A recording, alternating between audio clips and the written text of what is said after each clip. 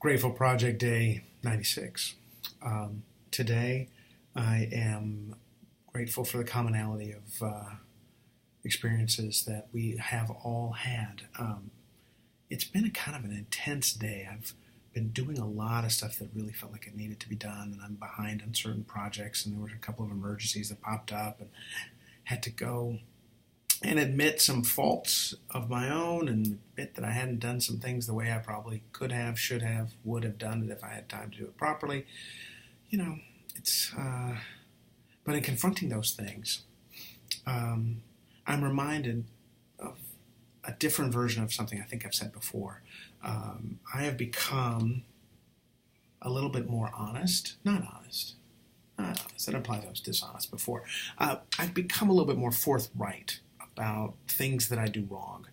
I'm really kind of upfront about them because I screw up regularly. And what I have learned is that whether we individuals screw up regularly or not, we think that we do, and we focus on that.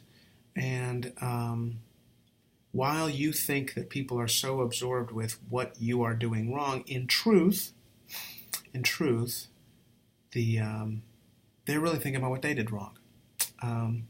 Not really thinking so much about that today. I've got a little bit more positive spin on it, but I am thinking about the common experiences that we all sort of have. I had a wonderful conversation today with somebody who lives in New Mexico, and they were asking me how I survived the rain, and I started telling them the story of where I was on 9/11, and it all tied together, but I don't want to get into it. It's a little bit longer. But what I took from that was it's a person I've never met face-to-face. I've only exchanged emails with them. It's the first time I talked to them on the phone. And yet, I was able to establish some kind of common bond because we're all going through the same world. You know, there's an old joke that we all put our pants on one leg at a time, but there's more to it than that. And this idea of degrees of separation, you know, the Gladwell book talks about where the 6 degrees of separation concept came from, these phone books and finding people's addresses and how many people it took to get to somebody. It's not 6 anymore. It's probably 2, maybe 3. And, 100 years ago, people didn't know, maybe 150 years ago, people didn't know people 100 miles away from where they lived.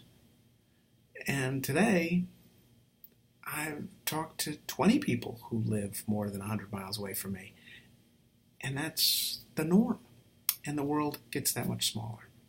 So for the bonds that we have developed with each other across great divides, today on day 96, am grateful. Thank you.